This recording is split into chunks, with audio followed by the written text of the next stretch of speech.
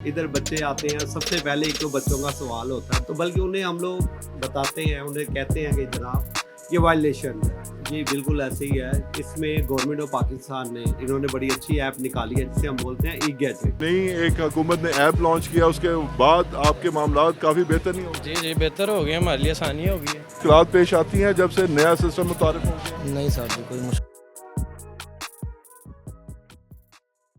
इस वक्त हमारे साथ सैयद नईम बुहारी साहब मौजूद हैं, जो कि बाकायदा तौर पर पंजाब मोबाइल्स के साथ साथ ट्रेनिंग सेशन भी करवाते हैं, यहाँ पे बच्चों को तालीम देते हैं। इस हवाले से बात करते हैं उनसे। सर, बहुत शुक्रिया आपके कीमती वक्त का।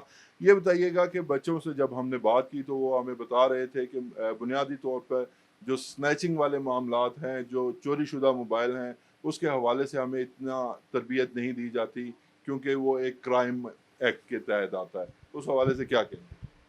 जी, बिस्मिल्लाहिर्रहमानिर्रहीम। अच्छा, ये जो चोरी जो मोबाइल होते हैं, इधर बच्चे आते हैं, सबसे पहले एक तो बच्चों का सवाल होता है, बहुत सारे लोग आते हैं हमारे पास कि हमें स्नैच किए मोबाइल को खोलना है, क्या आप लोग ये सिखाते हैं? मैं तो अगर फ़ोन कोई कर देता है, फ़ोन पे आ जाए तो मैं तो फ़ोन ही बंद कर देता हूँ। ऊपर से बल्कि थोड़ा वैसे कोई आता है सीखने के हवाले से, तो बल्कि उन्हें हम लोग बताते हैं, उन्हें कहते हैं कि जनाब ये वायलेशन है। क्योंकि पहले तो खुल जाते थे, पहले तो इतना वो सख्ती वगैरह नहीं थी, तो काफ़ी प्रॉब्लम्स वगैरह आती रही। लेकिन जब से गवर्नमेंट ऑफ पाकिस्तान ने इसे स्नैचिंग वाले फ़ोन हो गए या वैसे पीटीए अप्रूव करने वाले फ़ोन हैं, इसे जो है जब से गवर्नमेंट ने इसे पाबंदी लगाई है, तो मेरा नहीं ख्याल ना तो हम सिखाते हैं, ना हम बच्चों को कहते हैं कि आप आगे से भी करें। तो लिहाज़ा जो है, जो वायलेशन है, वो वायलेशन ही है। हर दौर में हर तरह की कॉम्प्लिकेशंस होती हैं। अगर बच्चों को ये नहीं बताया जाएगा कि ये मोबाइल चोरी-शुदा है, उसको किस तरह से आपने चेक करना है, या अगर कोई ऐसा केस आपके पास आ जाता है, तो उससे कैसे डील करना है, तो क्या बच्चे मुकम्मल तालीम हासिल कर पाएँगे? जी, बिल्कुल ऐसे ही है। इसमें गवर्नमेंट ऑफ पाकिस्तान ने जो है, इन्होंने बड़ी अच्छी ऐप निकाली है, जिसे हम बोलते हैं ई-गैजेट। अगर कोई भी बच्चे से हम कहते हैं, जैसे इधर से बच्चे ने खरीदना है मोबाइल, या किसी से भी बच्चा खरीदता है मोबाइल, तो उसे कैसे खरीदना है? अगर मेरे पास भी बच्चा खरीदने आता है या कोई बेचने आता है मोबाइल, तो सबसे पहले हम जो भी कस्टमर आता है उससे आईडी कार्ड लिया जाता है।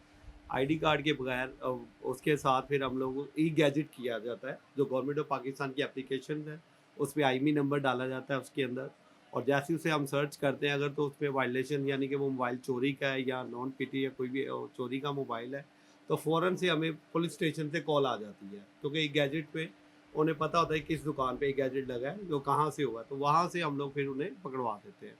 दूसरा ये है कि बच्चों को वो अभी हम यही समझाते हैं कि अगर आपने कोई भी मोबाइल अगर आपने खरीदना है, तो ई गैजेट करके खरीदना है, उसके बगैर आपने आईडी कार्ड के साथ भी नहीं मोबाइल खरीदना। पहले लोग आते थे, आईडी कार्ड दे जाते थे, हम आईडी कार्ड लिख लेते थे और मोबाइल ले लेते थे, और जब हम बेचते थे मोबाइल या किसी को देते थे, तो अगले दिन या उसी दिन जिस दिन सिम डालते थे, उसी दिन पुलिस हमें आ जाती थी हमारे पास कि भाई ये मोबाइल चोरी का है।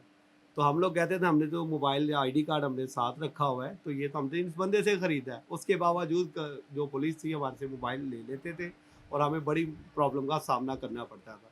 लेकिन ये बड़ी ज़बरदस्त इन्होंने ऐप जो निकाली है, इसमें हमें विद इन सेकेंड्स में हमें उसी टाइम कॉल आ जाती है। अब हमें ये प्रॉब्लम सारी ख़त्म हो गई, अब हमें आईडी कार्ड की भी इतनी ज़रूरत नहीं होती।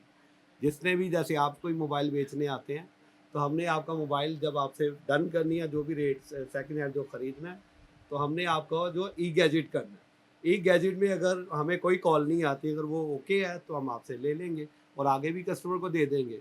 तो जब से ई गैजेट आया, तो ये बहुत ज़बरदस्त चीज़ हो गई है। तो ये इस तरह जो है, मेरा नहीं ख्याल कि हम चोरी के मोबाइल ले सकते हैं। अच्छा सर, आप एक मेरे नज़दीक एक खिदमत कर रहे हैं माशरे की, कि आप बच्चों को हुनर सिखा रहे हैं।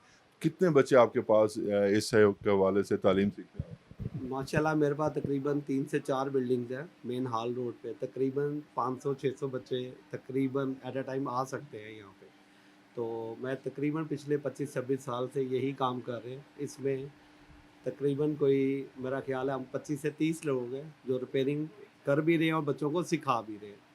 तो अल्हम्दुलिल्लाह यहाँ पे बच्चे जो भी करना चाहते हैं वो भी आ सकते हैं, और बाकी जो है तो आपके दुकान। पास जो बच्चे हुनर सीख के जाते हैं, क्या वो इस काबिल होते हैं कि फ़ौरन अपनी किसी मोबाइल दुकान पर बैठ के मोबाइल रिपेयरिंग कर सकें? हाँ, बिल्कुल ऐसे है, बिल्कुल ऐसे है।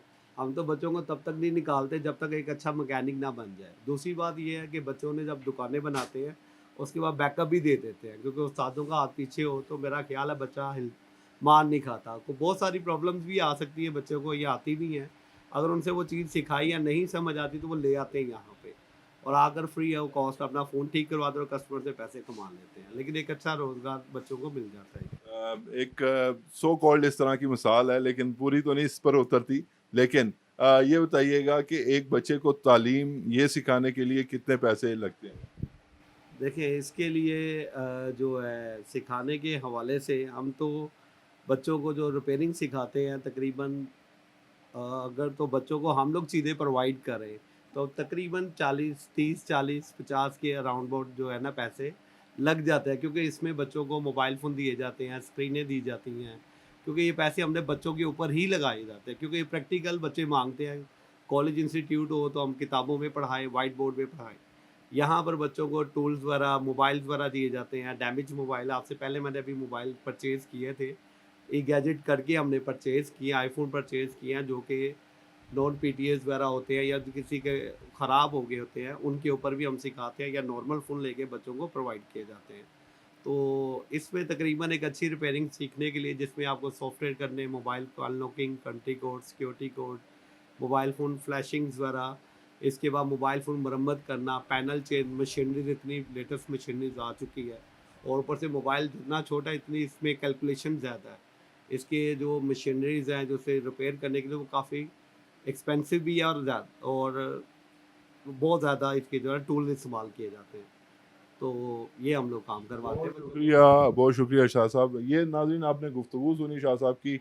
अब चलेंगे दुकानदारों की तरफ और उनसे पूछेंगे कि वो जो ये तरीका बता रहे हैं वो क्या हर एक ग्राहक के साथ उस तरीके को अप्लाई करते हैं या नहीं। नाज़रीन हमारे साथ इस वक्त फ़रोख्त करने वाले भी मौजूद हैं और खरीदार भी मौजूद हैं। उनसे पूछते हैं, आपको सर मोबाइल बेचने में कोई मुश्किलात पेश आती हैं जब से नया सिस्टम मुतारिफ हो गया? नहीं सर जी, कोई मुश्किल आप ईएमआई वगैरह देते हैं तो उसके साथ फ़ौरन आपका मसला हल हो जाता है। मसला नहीं। सर आप बताइएगा कि जो नई एक हुकूमत ने ऐप लॉन्च किया उसके बाद आपके मामलात काफ़ी बेहतर नहीं हो गए? जी जी, बेहतर हो गया, हमारे लिए आसानी हो गई है।